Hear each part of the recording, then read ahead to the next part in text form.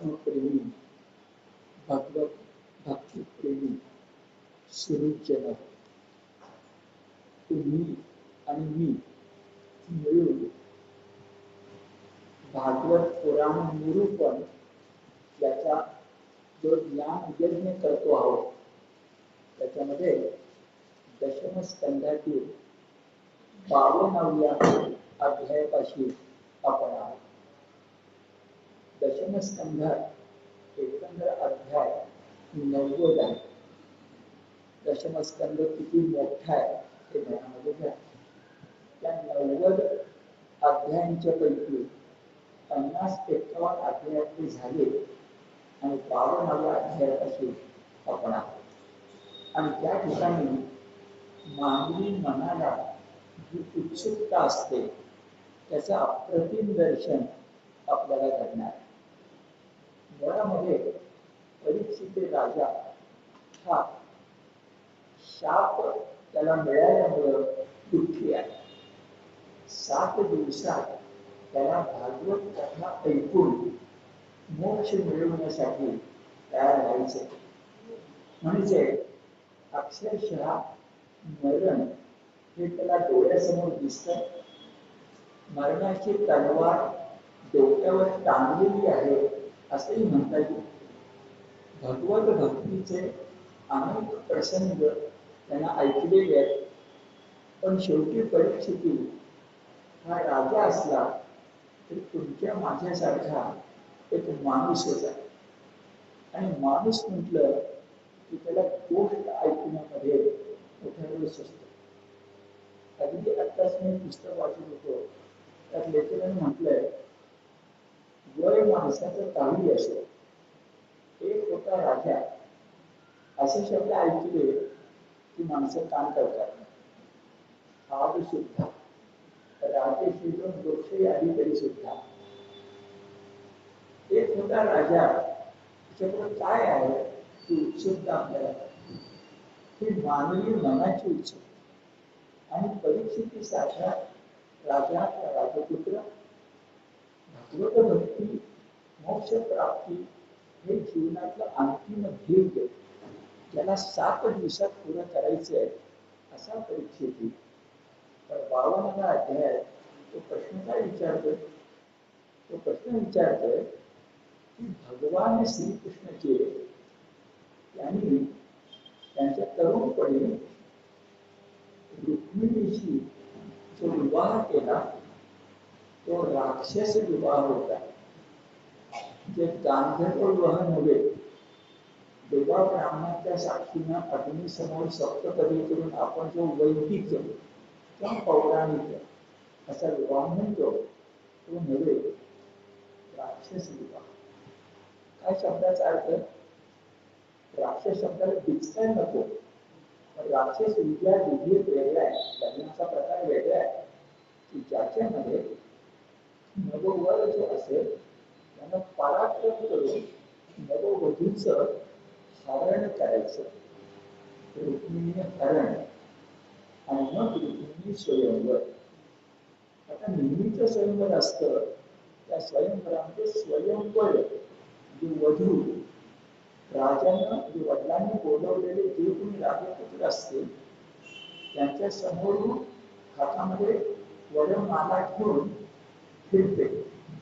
आणि फिरताना तिच्याबरोबर कोणीतरी जी सरस्वतीचा अवतार आहे अशी तिची सखी असते. आणि ती सखी एकेका राजाचा पराक्रम सांगते. तो ऐकून जर तो तुला आवडला तर तिथे गळ्यामध्ये मार. स्वयंवर हे स्वयंवर पण नाही आहे, रुक्मिणीचे स्वयंवरच आहे, बघूया. पण परीक्षित राजा विचारतोय की श्रीकृष्णानं रुक्मिणी ही त्याची सगळ्यात मोठी भक्त, फक्त राणीपैकी पहिली फक्त राणी. ध्यानात घ्या, अष्टनायिका असतील तर त्याची प्रथम नायिका आहे. तर रुक्मिणीनं कृष्णाशी विवाह केला नव्हे, कृष्णानं रुक्मिणीशी राक्षस विवाह केला. ही कथा काय आहे बरं? आपल्या म्हटल्याप्रमाणे परीक्षिती कशाचा विचार करतोय? भक्तीचा, मोक्षाचा. मध्येचा प्रश्न काय आला कृष्ण रुक्मिणी विवाहाचा? त्याचं कारण पूर्व आयुष्यात म्हणजे स्वतःच्या नाही श्रीकृष्णाच्या भगवंताच्या इतिहासात काय घडलं हे ऐकण्याची जिज्ञासा परीक्षितही होती आणि तुम्हाला मला सुद्धा असतं. म्हणून एक होता राजा असं म्हणतं की आपण काम करतात. हे मांडणं हे भागवतकारांच्या दृष्टीने का आवश्यक आहे? 2-3 कारणाने. एक म्हणजे भक्ती सांगत असताना तिथे समूर्त केली, समूर्त भक्ती केली तिचा प्रभाव जास्त पडतो. पुढे मी तुम्हाला रुक्मिणीनं कृष्णाला लिहिलं प्रेमपत्र सांगणार 7-8 श्लोकाचं आहे आणि ते जगातलं पहिलं प्रेमपत्र. कारण आजच्या मागं 5000 वर्ष ते प्रेमपत्र लिहिलेले. अलीकडे कोणी कथा कादंबरी प्रेमपत्र लिहिली पण व्यासाने प्रेमपत्र लिहिले इसवी सन पूर्व 3000. पण ते प्रेमपत्र भक्तिपत्र आहे. रुक्मिणीने त्यासाठी ज्या भाषेत लिहिलंय व्यासाने ती भाषा इथे प्रचित केली आहे त्यात ती भक्त शिरोमणी आहे. एका भक्तीच्या साठी तिने सगळं टाकून दिलं. वडील, राज्य, भाऊ, विदर्भ देश सगळं टाकून दिलं. ही खरी भक्तीच्या वाटेने जाणारी प्रेयसी असेल तशी कृष्णाच्या आयुष्यातली पहिली प्रेयसी रुक्मिणी आहे. आणि जाता सांगतो तुम्हा सगळ्यांना की श्रीकृष्ण तुला ही गोष्ट माहिती आहे. त्या श्रीकृष्ण तुलामध्ये तराजूमध्ये श्रीकृष्णाचं वजन सारखं होण्यासाठी सत्यभामेच्याकडे सगळ्यांनी दागिने घातले नारदांसाठी तरी कृष्णाची तुला झाली नाही. आणि एका रुक्मिणीनं तुळशी दल पाण्यामध्ये भिजवून त्या पाण्यामध्ये टाकलं आणि श्रीकृष्ण तुला पूर्ण झाली. रुक्मिणी अशी आहे. पण त्या रुक्मिणीचा विवाह मात्र राक्षस विधी विवाह. त्याला गंमत आहे. म्हणून परीक्षेत विचारतोय 52व्या अध्यायामध्ये शुकाचार्यांना की आम्ही असं ऐकले शुक मुने ऐकलेच म्हणजे कृष्ण भगवान किती मोठे हे शुक मुने आम्ही ऐकलंय की रुक्मिणी नामक एका सुंदर कन्येला श्रीकृष्णाने राक्षस विधीने वरिले. राक्षस विधी म्हणजे पराक्रमाचं शुल्क म्हणजे देणगी ही वधूला द्यायची आणि तिला घेऊन जायचं. अगदी हा शब्द पराक्रम शुल्क. शुल्कचा अर्थ फी करू नका. शुल्क म्हणजे देणगी. हुंडाई म्हणू नका. त्यांचे शब्द वेगळे आहेत. फक्त देणगी म्हणा. उपहार उपहार उपहार म्हणा. हे जर ध्यानात घेतलं शब्द बरोबर आहे की श्रीकृष्ण भगवंतानं रुक्मिणीला राक्षस विधीनं कसं वरलं. पुढे बघा एवढंच नव्हे तर रुक्मिणीचं हरण करताना त्या श्रीकृष्ण भगवंतानं ज्यानं 27 वेळा स्वाऱ्या केल्या होत्या त्या जरासंधाचाही पराभव, शांत राजा त्याचाही पराभव केला. चैत्य देशाचा राजा शिशुपाल कृष्णाचा नातेवाईकच नंतर त्याला मारले 100 पापं घातल्यानंतर अजून त्याची पापं भरायची म्हणून तो आहे.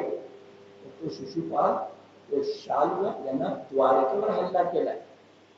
तो शाल्व जरासंध मगध देशचा राजा या सगळ्यांचा एकट्याने पराभव केला आणि रुक्मिणीचं हरण केलं. हे ब्रह्मनिष्ठ शुक मुने या श्रीकृष्णानं असा कसा पराक्रम केला बरं की पराक्रमाची कथा भक्तीच्या अंगाने रुक्मिणीची भक्ती आणि परीक्षितीची भक्ती भक्तीच्या अंगाने मला ऐकायची आहे तर शुक मुने मला ती सांगा. तो म्हणतो की पटणार आहे बघा. अहो त्या भगवान श्रीकृष्णाच्या लीला मग त्या गोकुळातल्या असल्या काय पूतना मावशीला मारण्यापासून किंवा तरुणपणी रुक्मिणीचं हरण करण्यासारखी लीला असली काय. त्या भगवंताच्या त्या लीला किती वेळा ऐकल्या तरी कानांची तृप्ती होत नाही असं म्हणतात. ही भक्तीच आहे. म्हणून परीक्षेने अशी विनंती केल्यानंतर शुकमुनीनं सुद्धा बघा. आणि पुन्हा गमत बघा, शुकमुनी कोण? ब्रह्मचारी. शुकमुनी कोण? वैराग्य संपन्न. कथा सांगायची कोणाची? कृष्ण रुक्मिणीची. कुणाला सांगायची? परीक्षितीला. सगळी गडबड आहे. परंतु विचारलं परीक्षितीनं, आणि शुकमुनी सुद्धा वैराग्य असून सुद्धा शृंगार रस मनामध्ये घेऊन रसाळपणानं व्यासांच्या भाषेतून कथा उलगडत गेली. आता ही कथा आपण भागवतातली आधी बघायची.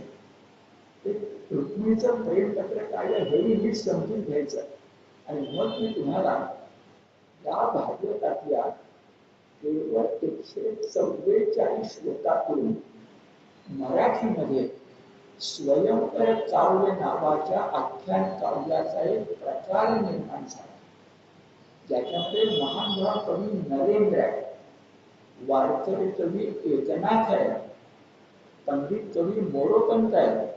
हा काय निर्माण झाला हे भागवती प्रकरण काय आहे हे जाता जाता बघायचं. भागवत पुराण निरूपणाशी त्याचा संबंध नाही, पण आपलं मन, मराठी मन हे भगवद्गीता आणि भागवत याच्यावर पोसलेलं आहे, परिपुष्ट झालेलं आहे. अगदी तुकोबांचं सुद्धा एक अलीकडे पुस्तक म्हणजे वाचन आपल्याला, तुम्ही ते वाचायला, तुकोबांच्या अभंग गाथेवर भागवत पुराणाचा परिणाम. किती वेगळा विषय बघा. तुकारामांच्या गाथेवर भागवत पुराणाचा परिणाम.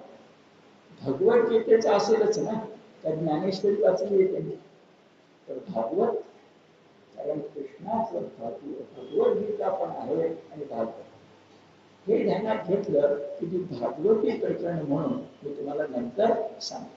पण आपल्याला आता भागवत पुराण निरूपण करताना 144 श्लोकामध्ये ही कृष्ण रुक्मिणीच्या विवाहाची कथा, विवाह म्हणजे राक्षस रीती कशी आहे बघू. आता वर्णन करताना सांगितलं विदर्भ देश. आता विदर्भ देश म्हणजे नक्की कुठला? आपण मानूया की विदर्भ देश आता जो आहे तोच नागपूर त्याच्यामध्ये आहे. आणि आज त्या विदर्भ देशामध्ये 7-8 जिल्हे आपण मानतो. जुन्या कालखंडात 4 जिल्हे मानले जायचे नागपूरच्या जवळच.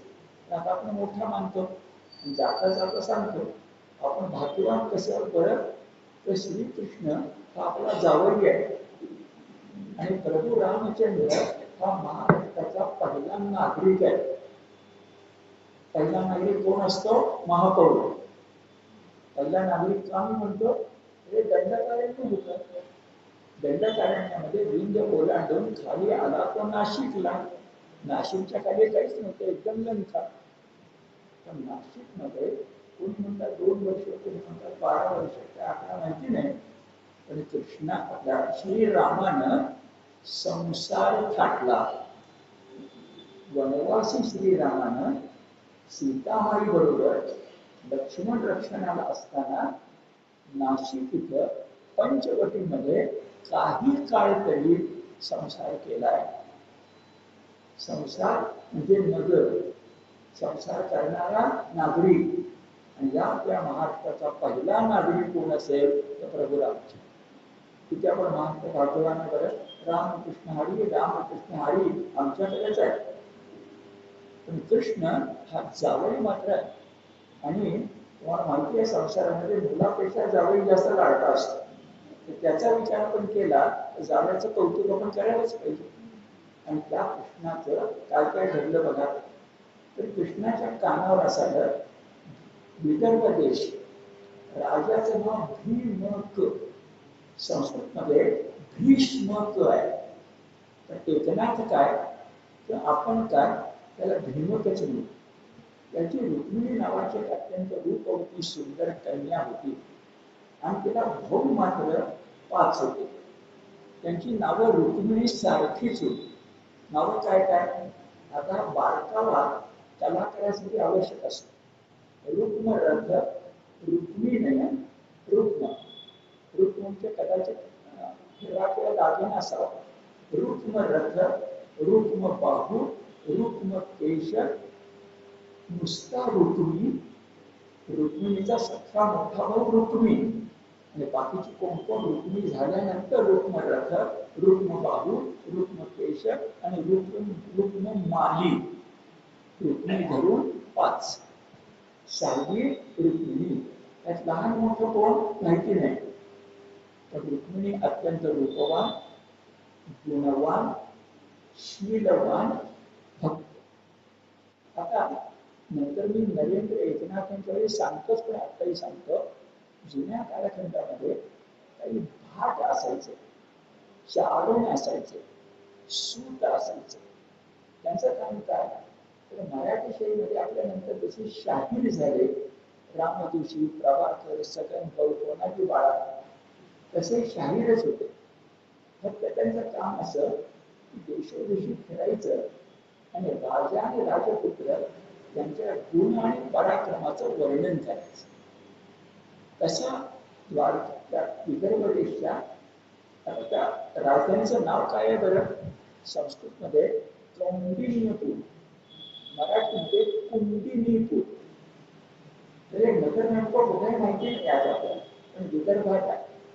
तर त्या कौंडिन्यपुरात भीमक राजाच्या दरबारात कोणी चारण भाट सूत आले आणि विदर्भ देशाच्या राजासमोर त्यांनी श्रीकृष्णाचं गुणगान सुरू केले. अहो तुम्ही विदर्भ देशात आहात, महाराष्ट्राच्या मध्य भागात आहात. महाराष्ट्र म्हणता त्यावेळेस दंडकारण्यच होतं आणि असंही महाराष्ट्र वेगळ्या नावानं विदर्भाच्या अर्थी. तिकडं पश्चिमेला समुद्रामध्ये एक सोन्याची द्वारका आहे, राजा बलराम आहे, उग्रसेन श्रीकृष्ण नावाचा एक राजपुत्र आहे, उमदार, तरुण आहे, देखणा आहे, गुणसंपन्न आहे, आणि वर्णन सुरू केलं. आणि किती छान आहे बघा. रुक्मिणी दरबारामध्ये हजर होती, उपस्थित होती, आणि तिनं कृष्णाचं सगळं वर्णन ऐकलं आणि ती कृष्णाचे गुण ऐकूनच त्याच्या प्रेमामध्ये पडली. लगेच व्यास सांगतात, असेच चारण आणि भाट द्वारकेला गेले, आधी का नंतर माहिती नाही, पण त्यांनी रुक्मिणीचं गुणवर्णन केलं. आणि तिथे तसंच घडलं, श्रीकृष्ण भगवान रुक्मिणीच्या प्रेमात पडले. या दोन्ही बाजू बळकट झाल्या वधू आणि वरांच्या, आपल्या लक्षात आलं. पण अजून दोघांनी एकमेकाला पाहिलंच नव्हतं. गुणकीर्ती ऐकून, श्रुत्वा, गुणकीर्ती ऐकून फक्त या दोघांच्या मध्ये चांगल्या उत्तम प्रकारे प्रेम निर्माण झालं असं दिसतं. कोणकोणते गुण ऐकले बरं, तर श्रीकृष्णानं सुद्धा बुद्धी, औदार्य, रूप, शील, गुण त्यांनी युक्त असणारी रुक्मिणीच आपली पत्नी असावी असा विचार त्याच्या मनात आला. राजा भीमकाच्या मनात सुद्धा हाच विचार होता. वधूवरांनी एकमेकाला वरलं मनाने, वधू पिता जो होता त्याची परवानगी होती, पण नेहमीप्रमाणे अडचण आली मोठ्या भावाची. आता एकमेकांनी छान रंगवलंय, मध्ये बोलण्याचा मोह होतोय, एकमेकांनी छान रंगवलंय. आमचा राजा भीम थोडा म्हातारा झाला, आणि म्हातारा झाल्याने करता मुलगा जो असतो त्याचं ऐकायला लागतं. हा जो रुक्मिणी होता करता मुलगा, आणि त्याचा मित्र होता चैत्य शिशुपाल. मोठा मुलगा सांगतो कृष्ण हा काही नाही, कृष्णाबद्दल तुम्ही काय बोलावं, आपल्याला माहिती आहे कृष्णाबद्दल पहिलं बोलायचं म्हणजे तो राजाच नाही, तो क्षत्रियच नाही, तो गौरी आहे, तो काही वगैरे असं बोलला असेल. आणि त्यानं कृष्ण नाकारला आणि शिशुपालाला मनानं ठरवलं. राजा भीमकाला काहीच करता येईना. तर एकनाथ रंगवत आहे, तिथं तसं काही नाहीये. राजा भीमकानं सुद्धा त्याला बहुतेक कृष्ण माहिती नाहीये किंवा माहिती असावा ना, तो तुझं स्वागतही करतोय. पण आता मात्र त्याने शिशुपालाच्या आपल्या रुक्मिणीच्या होकारामध्ये होकार मिसळलाय असं आपल्याला दिसतं. वाक्य बघा, रुक्मिणीचं श्रीकृष्णाशी वैर होतं आणि म्हणून त्यानं ती शिशुपालाला द्यायची असं ठरवलं. इथं राजसभेमध्ये गुण ऐकून कृष्णावर प्रेम बसलं. पण मुलगी काही सांगू शकणार नाही वडिलांना किंवा भावाला. पण कानावर बातमी येते सगळ्यांच्याकडनं की लग्नाची बोलणी चालली आहे आणि शिशुपालाला वर नेमस्त केले आहे. ते ऐकल्या क्षणी तिथं व्यास सांगतात रुक्मिणी अत्यंत खिन्न झाली आणि खिन्न होऊन तिनं आपल्याच घरातल्या वयानं वडील असणाऱ्या राजा भिन्नकाचा विश्वास असणाऱ्या नव्हे सगळ्या राजधानीचा विश्वास असणाऱ्या एका ब्रह्मज्ञाला म्हणजे ब्राह्मणाला बोलावलं. आणि पुढे दिसणार आहे की हा ब्राह्मण रुक्मिणीने लिहिलेलं पत्र घेऊन जेव्हा श्रीकृष्णाकडे जातो तेव्हा श्रीकृष्ण सुद्धा त्याला ब्राह्मण म्हणून नमस्कार करतो असं वर्णन येणार आहे. आता त्या वेळेला नंतर थोड्या वेळानं मी तुम्हाला सांगणार आहे की ब्राह्मण सुदैव ब्राह्मण आणि कृष्णाने ब्राह्मण म्हणून त्याचं स्वागत करावं असं ब्राह्मणाचं वर्णन जे भागवत ग्रंथामध्ये येतं त्याचा अर्थ काय. एक वाक्य सांगून पुढे जातो त्या ठिकाणी सविस्तर बोलतो की ब्राह्मण हा शब्द अलीकडच्या कालखंडात ब्राह्मण जात पण आहे आणि ब्राह्मण वर्ण पण आहे. जेव्हा या ग्रंथामध्ये ब्राह्मण म्हणून शब्द येतो तेव्हा तो जात नाही. तो जात असू शकेल पण ते महत्वाचं नाही. तो वर्णानं ब्राह्मण आहे की नाही हे महत्वाचं. याचा पुरावा सांगतो भागवतात सुद्धा सुदैवाचं वर्णन करताना भगवद्गीतेमध्ये जे ब्राह्मणाच्या 11व्या अध्यायामध्ये वर्णन केलं तसंच आहे. आपल्याला भगवद्गीता आणि भागवतामध्ये साम्य बघायचंय तर तेही योग्य वेळेला तुम्हाला सांगतो. पण एक मोठा आधी मला नमूद करायचा हा सुदैव ब्राह्मण विश्वासू वडीलधारा रुक्मिणीनं लिहिलेली प्रेमपत्रिका घेऊन गेला त्याचा अर्थ आपण समजून घेऊया. निरोप नाही आहे प्रेमपत्रिका आहे. स्वतः लिहिलेली प्रेमपत्रिका आहे. तुमच्या माझ्या मनात विचारी राजकन्या आहे कुणाकडे तर लिहून घेतलं असेल पण हे प्रेमपत्र दुसऱ्याकडनं लिहून घेणं शक्य नाही. त्याने लगेच आपल्या थोरल्या भावाला कळेल आणि काय गदारोळ होईल त्याचा विचार करा. जे तिनेच लिहिलं पाहिजे. मग आपण असं म्हटलं तर चुकेल का. आजच्या मागे 5000 वर्ष 4000 वर्ष राजकन्या नावाची जी स्त्री होती त्या स्त्रीला त्यांनी विद्येची माहिती होती लेखन विद्या येत होती शिकलेली होती. आमच्याकडे काहीच नव्हतं. आमच्याकडे स्त्री फक्त आराणीच होती. म्हणून भगवद्गीतेत म्हणायला लागलं स्त्री शूद्र या सगळ्यांचा पक्षांचा उद्धार करीन हे आहे असेल पण काही प्रमाणात तरी स्त्री सुविद्य महाभारताच्या काळात सुद्धा होती आणि उपनिषदाच्या काळात तर होतीच होती. त्या आम्हाला गाडगी मैत्रिणी माहिती आहे. हा मुद्दा लक्षात घेतला. म्हणजे आपल्याकडे स्त्रीला अगदीच हलका दर्जा होता. शिक्षणापासून ती वंचित होती सरसकट होती असं काही मानायचं कारण नाही. कारण तिने लिहिलेली प्रेमपत्रिका आता ब्राह्मण त्या सुदैव ब्राह्मण लिहायचं कारण काय आणि कृष्णांतरी त्याचं वर्णन करायचं कारण काय. का त्याला मान द्यावा का त्याची त्याला उच्चासनावर बसून आपण चरणाशी बसावं का. 2 शब्द आहेत. ब्राह्मण हा जाती ब्राह्मण आहे का वृत्ती ब्राह्मण आहे हे आपण लक्षात घेतलं. दोन्ही एक असू शकते पण जाती ब्राह्मण म्हणजे जन्मानं ब्राह्मण आणि वृत्ती ब्राह्मण म्हणजे वृत्तीनं ब्राह्मण. आता वृत्तीने याचा अर्थ बघा. गीतेमध्ये तुम्हा सगळ्यांना श्लोक माहिती आहे भगवद्गीतेतला की तिथं ब्राह्मणाची कर्तव्य म्हणून सांगितली आहे पण ते गुण आहे. शमो दमस्तप शौचम शांतिरार्जवम ज्ञानम विज्ञान मास्तिक्यम ब्रह्मकर्म स्वभावजन. हे ब्राह्मणाचं कर्म आहे जे त्याच्या स्वभावातून येतं. स्वभावजन म्हणजे तो जाती ब्राह्मण असू दे, पण तो वृत्ती ब्राह्मण असायलाच पाहिजे. हे शब्द गीतेतले आणि भागवतातले बघा. विप्रान स्वलाभ संतुष्टान साधू भूत सुहृदमान निरहंकारिणा शांता नमस्ते शिरसा कृता. मस्तक वाचवून त्याला नमस्कार करावा. जो शांत आहे, निरहंकारी आहे, सगळ्या सुहृदांना, सगळ्या भूत मात्रांना सुहृद मानतो. स्वलाभ संतुष्टा, काय जे मिळेल त्याचे संतुष्ट आहे. आणि पुढे येणारे लगेच सांगतो. सुदैवाला नमस्कार करताना कृष्ण म्हणाला इथं की अरे तो देवेंद्र सुद्धा लोभी आहे. तो देवेंद्र सुद्धा लोभी आहे. माझ्या दृष्टीने तो देवेंद्र नाही आहे. पण स्वलाभ संतुष्टांतू असल्यामुळं यदृच्छया जे मिळेल किती सांगू तुम्हाला, आश्चर्य वाटेल. पण आपल्याला हे पण माहिती पाहिजे की ब्राह्मण उपजीविका कशावर करायची आहे. तर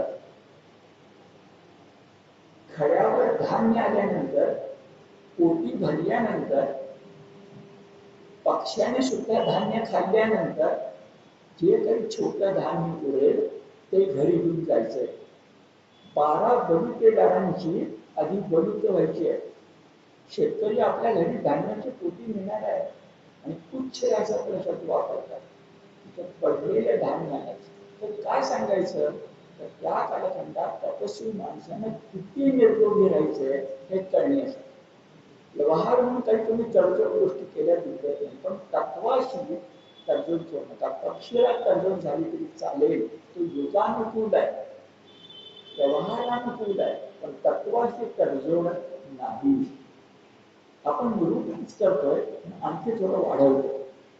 जो कोणी वृत्ती ब्राह्मण असेल त्यालाच विनोबा आचार्य म्हणतात. इथं विनोबाने आचार्य कुलाची कल्पना मांडली. पण असाच वृत्ती ब्राह्मण गुरुकुल चालवायचा. या आचार्याने वृत्ती ब्राह्मण एक म्हटलं बिघडणार नाही. आणि आचार्याच्या विनोबाने सांगितलेल्या कसोट्या किती छान आहेत. विनोबा म्हणाले, कुणाला गुरु म्हणायचं, कुणाला आचार्य म्हणायचं. तर आचार्य म्हणायचं त्याला की जो स्वतः शब्द ऐका निर्भय आहे, निर्वैर आहे आणि निस्पृह आहे. मला वाटतं आणखी काय बोलायचं, त्यांना निर्भय असलं पाहिजे. कधी निर्भय होतो आपण, कुणाशीच वैर नाही. निर्वैर जर आपण असू तर भय कुठून मिळालं मला सांगा. कोण तुम्हाला भय दाखवणार, वैरच नाही. आणि दुसरी गोष्ट काय, निस्पृह, कुणापुढेही हात पसरायचा नाही. हात पसरला की अडचण आहे. तुकोबा म्हणतात, नसावे ओशाळ मान देतील सकळ. तुम्ही कुणाकडे हात पसरू नका, की तुमचा अपमान करायची हिंमतच कुणात नाही. विचार करा. तो ब्राह्मण, वृत्ती ब्राह्मण, तो आचार्य. आणि ते काय सांगतो, आचार्याला फक्त 3 निष्ठा असतात. म्हणजे गुरुनिष्ठा किंवा ईश्वरनिष्ठा सुद्धा नसते. ते जर आम्ही निगेटिव्ह सांगतो, नकारार्थी सांगतो. गुरुनिष्ठा पण नसते आणि भगवत निष्ठाही नसते. पण कुठल्या 3 निष्ठा असतात. विनोबा म्हणतात, विद्यानिष्ठा, विद्यार्थी निष्ठा आणि समाजनिष्ठा. पुन्हा विचार करा. विद्यानिष्ठा, विद्यार्थी-निष्ठा आणि समाजनिष्ठा. त्याच्या पोटात सगळं येते की नाही. समाज चांगला झाला, रामराज्य अवतरेलच नाही. श्रीराम जयराम जय जयराम असा त्रयोदशाक्षरी मंत्र नाही म्हटला आणि रामराज्य अवतरलं तर बिघडणार आहे का. विद्यानिष्ठा, विद्यार्थीनिष्ठा, समाजनिष्ठा. आता या पार्श्वभूमीवर सुदैव नावाच्या वृत्ती ब्राह्मणाला रुक्मिणीनं का निवडलं तुमच्या लक्षात. आता जाता जाता माहिती तुम्हाला सांगतो, थोडी गंमत म्हणून किंवा ज्ञानात भर म्हणून. पंढरपूरला बडवे आणि उत्पात हे तुम्हाला माहिती आहे. बडवे म्हणजे विठ्ठलाचे भक्त आणि उत्पात म्हणजे रुक्मिणीचे भक्त या उत्पादामध्ये अलीकडच्या कालखंडामध्ये एक मोठं व्यक्तिमत्व होऊन गेलं. त्यांना भागवताचार्य असं म्हणतात. ते म्हणजे वा ना उत्पाद.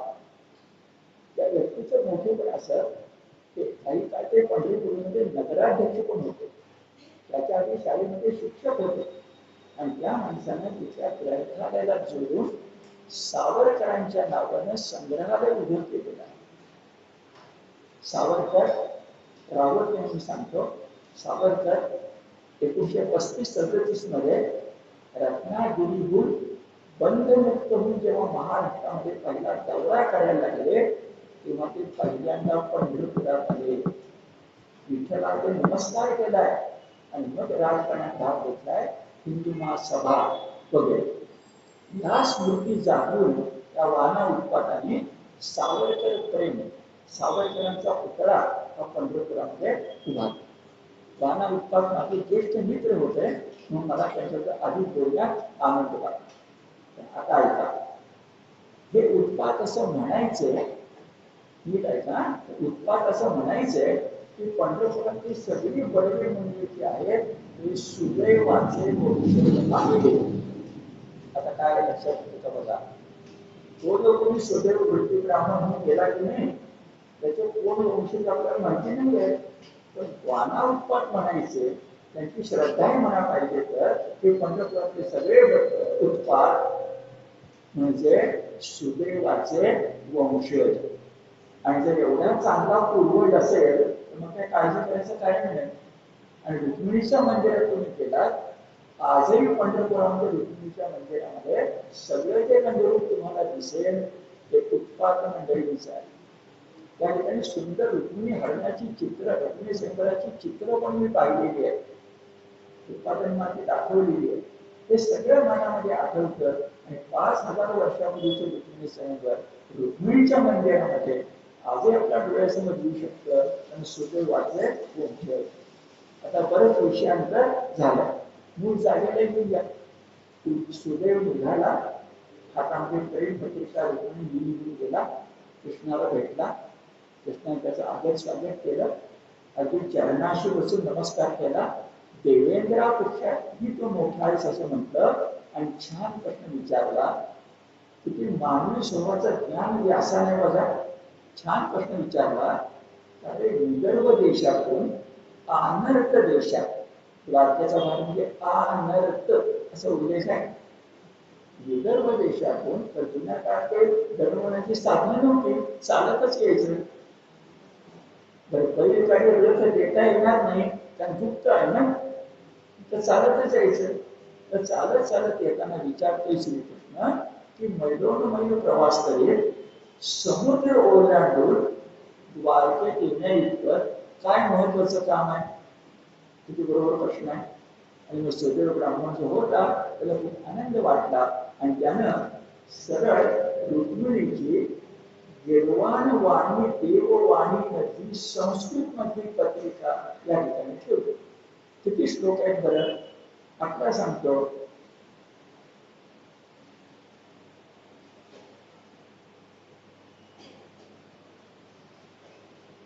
सात श्लोक आहेत. सप्त श्लोकी रुक्मिणीची प्रेमपत्रिका ही सगळी मी तुम्हाला सांगणार. एक जगातले पहिले म्हणून. दुसरं असं की व्यासांचे शब्द किती सुंदर आहेत. त्याच्यामध्ये प्रेम आणि भक्ती, प्रीती आणि भक्ती, नंदादीपात जशी जोडवाट असावी तितकी सुंदर आहे. व्यासांची भाषा भगवद्गीतेतून आपल्याला माहिती आहे. पण व्यास हे उत्तम प्रकारचे कलावंत आहेत, कलाकार आहेत, त्यात शंका नाही. एक एक श्लोक आपण पाहायचं. श्लोक बघताना प्रथम त्याचा मराठी अर्थ लिखायचं वाचतो, जे काही एक पृष्ठभूमी तयार होईल आणि मग त्याचा संस्कृतमध्ये शब्द जे आहे ते आपण लक्षात घेऊया. हे त्रैलोक्य सुंदरा श्रीकृष्णा, तुझे गुण श्रवण करताना कर्णरंध्रातून ते आमच्या हृदयात प्रवेश करतात आणि आमचे त्रिविध ताप दूर होतात. पाहणाऱ्याच्या नेत्रांना तुझं रूप सकल पुरुषार्थांची प्राप्ती करून देत, अशा तुझ्या रूपाचे आणि गुणांचे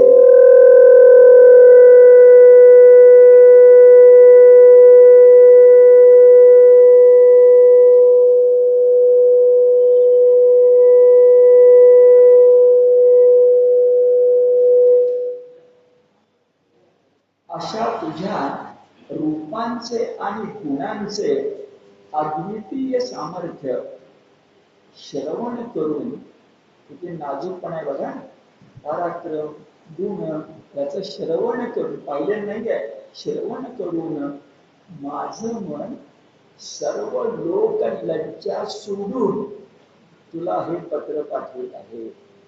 काही भाष्य करायला नको. आता संस्कृत शब्द बघा, श्रुत्वा गुणान भुवन सुंदर शृण्वताम ते. शृण्वताम म्हणजे ऐकून. भुवन सुंदर, खरंच आहे गोपाळ किती सुंदरच आहे. भुवन सुंदर श्रुत्वा गुणान. आता गंमत बघा, भुवन सुंदर मध्ये सौंदर्य आहे, पण ते दुसरं श्रुत्वा गुणान. गुण फार महत्वाचे आहेत. शरीर सौंदर्य दुय्यम आहे, त्याला महत्व आहे. पण पुस्तकाचं बहिरंग छान आहे आणि पुस्तकात अंकल्पीच आहे, तर काही चालणार नाही, ते आपल्या लक्षात येईल. तर श्रुत्वा गुणान भुवन सुंदर शृण्वतामते निर्विश्य कर्ण विवरैः हारतो अंगतापम. निर्विश्य म्हणजे प्रवेश करून, कर्ण रंध्रैः कानातून, हरतो अंगतापम हरण करून टाकतो अंगाचा ताप, म्हणजे त्रिविध ताप. आज नाही पण जुन्या कालखंडात प्रत्येक माणसाला त्रिविध ताप सांगितले जायचे. एक आधी भौतिक म्हणजे थंडी उन्हाळा वगैरे, आधी दैविक म्हणजे देव जे आहेत त्यांचा परिणाम, आणि आध्यात्मिक मी काय जन्मास आलोय असं स्वतःलाच प्रश्न पडले. असे त्रिविध ताप आपल्याकडे सांगितले गेले. आणि जाता जाता सांगतो, त्यातले आधी दैविक कदाचित आज अमान्य होती. लोकमान्यांनी सुद्धा गीता रहस्यामध्ये आधी दैविक बाजूला ठेवले, पण आधी भौतिक आणि आध्यात्मिक ही वर्गवारी आमच्या पूर्वजांनी केली. ती किती महत्वाची आहे. तर आयुर्वेदामध्ये ज्याप्रमाणे कफ वित्त कफ ताप हे 3 आहेत, तसे सत्व रज तम आहेत. तसंच या ठिकाणी त्यांनी 3 निर्माण केले होते. आज आम्ही 2 मानतो, पण त्याच्या पोटात सगळंच येतं हे ध्यानामध्ये. अगदी आधी भौतिक आणि आध्यात्मिक म्हटलं. सहज विचार करा, थंडी आणि उन्हाळा हे ठीक आहे, आधी भौतिक, पण काही कारण नसताना एक दिवस आपण खिन्न असतो. त्याचं कारण काय? काही कारण नाही, खिन्न असतं. खिन्न असल्याचं कारण आध्यात्मिक पारमार्थिक या मृण्मयामध्ये आता चिन्मय लपलाय, ज्याला मन म्हणतात, अंतःकरण म्हणतात, विवेक बुद्धी म्हणतात, ती टोचणी लावते. तेव्हा आपण खिन्न. इतकं मानसशास्त्र आहे. श्रुत्वा गुणान भुवन सुंदर हरतो अंगतापम रूपम दृश्या दृश्यमताम अखिलार्थ लाभम. अरे तुझं नुसतं दर्शन घेतलं तरी 4 पुरुषार्थ मिळतात. म्हणून त्वया अच्युत आविष्यती चित्तम अपत्रपम मे. अप हे काढून टाकणार, अप त्रप म्हणजे लोकलज्जा, अपत्रपम म्हणजे लोकलज्जा. कोणती? ती शेवटी तरुण मुलगी आहे, तिला काही लज्जा वाटणारच. अपत्रपम लोकलज्जा सोडून हे अच्युत आविष्यती, मी तुला हे पत्र पाठवतो. पुन्हा गमत बघा, नाव सुद्धा काय घेतलं? अच्युत. ज्याच्यावर प्रेम केल्याने आपण च्युत म्हणजे खाली पडण्याची शक्यता नाही, पतन होण्याची शक्यता नाही. तो ध्रुवासारखा आहे, त्याची साथ मिळाली, संपलं. हे व्यासांना सांगितलं. पहिला श्लोक झाला. दुसरा असे 7 श्लोक आहेत. दुसरा श्लोक म्हटलंय ते पुरुष श्रेष्ठा धैर्यशाली कुलीन आणि गुणांनी श्रेष्ठ अशी कोणती कन्या विवाह काल प्राप्त झाल्यानंतर निघायचा. अशी कोणती कन्या, तिचे गुणविषय सांगितले. अशी कोणती कन्या दुसऱ्या बाजूला कुल शील रूप विद्या वय संपत्ती प्रभाव यांना अनुरूप आणि मनुष्य लोकातल्या सर्व प्राण्यांच्या मनाला आनंद देणारा असा तू. दुसरं वाक्य. आणि पहिलं वाक्य अशी कोण उपवर कन्या तुला वरणार नाही बरे. दुसरा मंत्र आहे. अरे तू इतका मोठा आहेस, इतका श्रेष्ठ आहेस, अद्वितीय आहेस, त्रैलोक्याधीश आहेस, कोण उपवर कन्या तुझ्याबद्दल मनामध्ये प्रेम बाळगणार नाही बरे. म्हणजे मानवीय स्वभाव सुलभ ही गोष्ट आहे. लोक लज्जा सोडून जरी मी पत्र पाठवत असले तरी ते निसर्गतः बरोबर आहे, म्हणून मला क्षमा कर. दुसरा आहे का त्वा मुकुंद महती कुलशील रूप विद्या वयो द्रविण धाम धिराम तुल्यम धीरामपती कुलवती न गृहीत कन्या काले नृसिंह नरलोक मनोभिरामम. देवाला मगाशी एक शब्द वापरला होता अच्युत. आता शब्द वापरलाय नृसिंह. आपल्याकडे नरसिंह अवतार पण आहे. आणि तो शब्द वापरायचं कारण उद्या राक्षस विवाहासाठी निमंत्रण द्यायचे. ज्याच्याकडे सिंहासारखा पराक्रम नाही त्याला बोलवायचं कशाला. जर कृष्णाला बोलवायचं असेल तर तो नृसिंह असायलाच पाहिजे.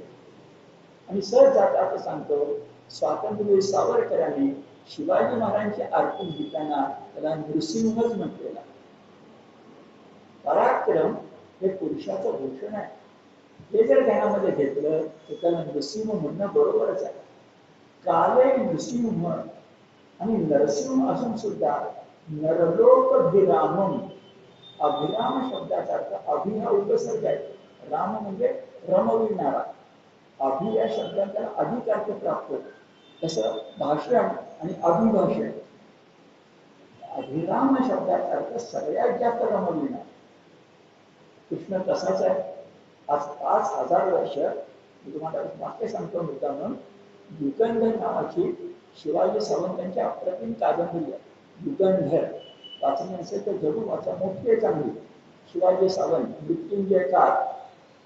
आणि सुरुवातीलाच म्हटलंय कृष्ण कोण आहे बरं.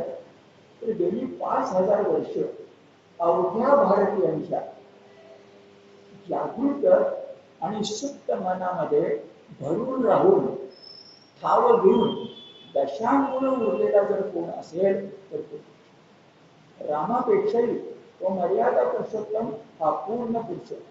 हे शिवाजी सावंत युगंधर कादंबरीच्या प्रस्तावनेत म्हणतात. फार सुंदर वाक्य. आमच्या मनाचा ठाव घेणारा. तर काले नृसिंह नरलोक मनोभिराम धीरामपती कुलवती न गृहीत कन्या. अरे जी उपवर कन्या झाली आहे ती तुझ्याबद्दल मनामध्ये प्रेम का बाळगणार नाही. ते निसर्ग सुंदर आहे, निसर्गतः बरोबर आहे असं दुसऱ्या श्लोकामध्ये म्हटलेलं आपल्याला दिसतं. तुला म्हटलंय हे कमल नयना मी तुला पती म्हणून वरलं आहे. आता प्रीती बरोबर भक्ती बघा. हे कमल नयना मी तुला पती म्हणून वरलं आहे नव्हे, मी माझा आत्माच तुला अर्पण केला.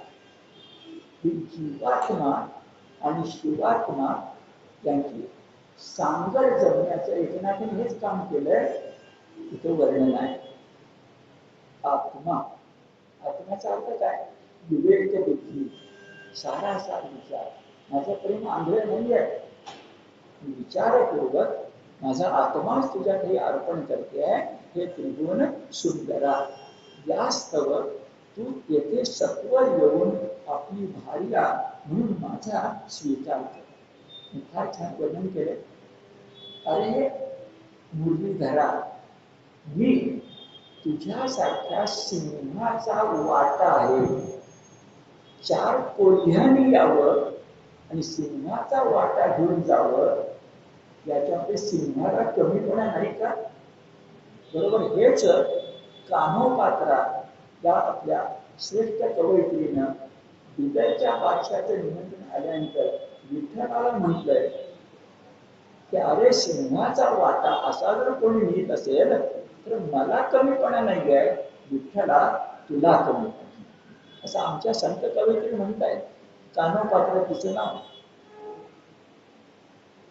तसंच इथे रुक्मिणी म्हणते आहे की अरे किती शब्द वापरला, कोल्हे, कोल्हे कोळी करणारे कोल्हे, त्यांनी शिशुपालाने कोल्ह्याने सिंहाचा वाटा न्यावा.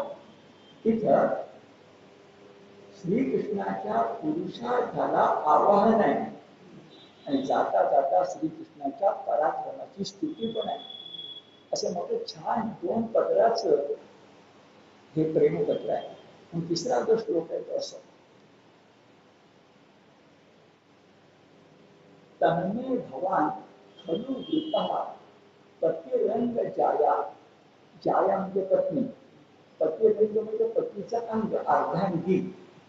हे श्रीकृष्णा, मी तुझी धर्मपत्नी होण्यासाठी तुला वरते आहे, पण फक्त माझं प्राणच नाही, माझा आत्माही मी तुला अर्पण केला. मामार्पितश्च, माम अर्पितश्च नाही, सॉरी, मात्मार्पित म्हणजे आत्मार्पित, मी आत्मा अर्पण केलाय. भवतोत्र विभो विधेही, विधेही म्हणजे माझ्याशी विवाह कर. मी माझे प्राण अर्पण केले, माझा आत्मा अर्पण केला. अरे मा वीर भागम अभिमर्शतु शैव्य आरार. अभिमर्श, अभिस्पर्श पुन्हा करताय गोमायू म्हणजे कोल्हे. कोल्हे शैव्य या शिशुपालाच्या रूपानं मला स्पर्श करू पाहत आहे, मला पत्नी बनवू पाहत आहे. आणि अशा वेळेला गोमायू, गोमायून मृतपते दोन्ही असतो. मा वीर भागम अभिमर्शतु शैव्य आरार गोमायुवन, गोमायुवन मृतपते बलिम अंबुजाक्ष.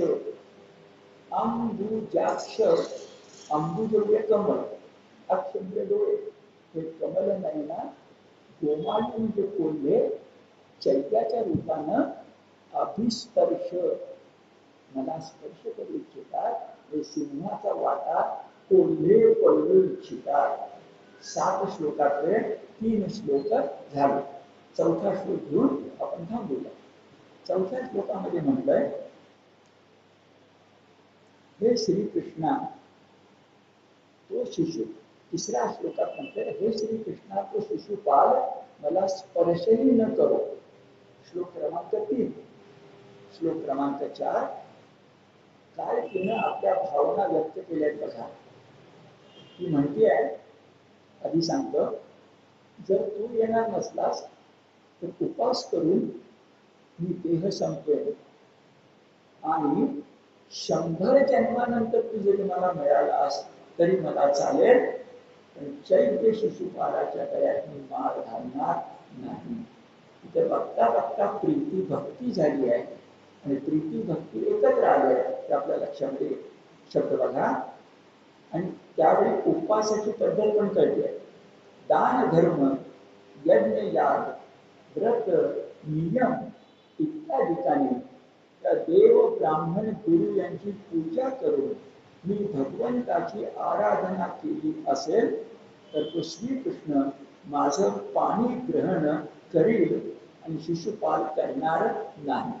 मी आता बोलताना 100 वर्ष म्हटलं ते 7व्या श्लोकात येणार. बोलताना आधी सांगितले गेले.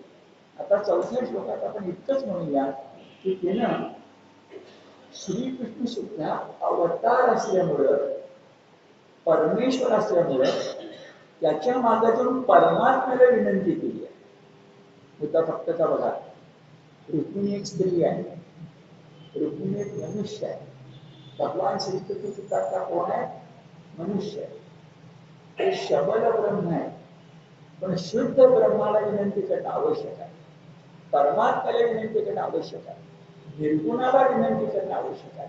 अल्गुण इथे म्हणतंय, जर दान धर्म यज्ञ याग व्रत नियम इत्यादी ठिकाणी देव ब्राह्मण गुरु यांची पूजा करून आजपर्यंत मी भगवंताची आराधना केली असेल तर हे परमात्म्या, या परमेश्वराची पूजा मी केली असेल तर हे परमात्म्या, तो शिशुपाल मला वरू दे नको, आणि भगवान श्रीकृष्णच मला वरू दे.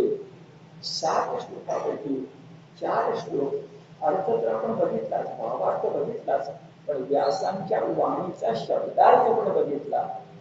त्या गीता आपण गद्यात वाचली तर मनात समाधान होत नाही.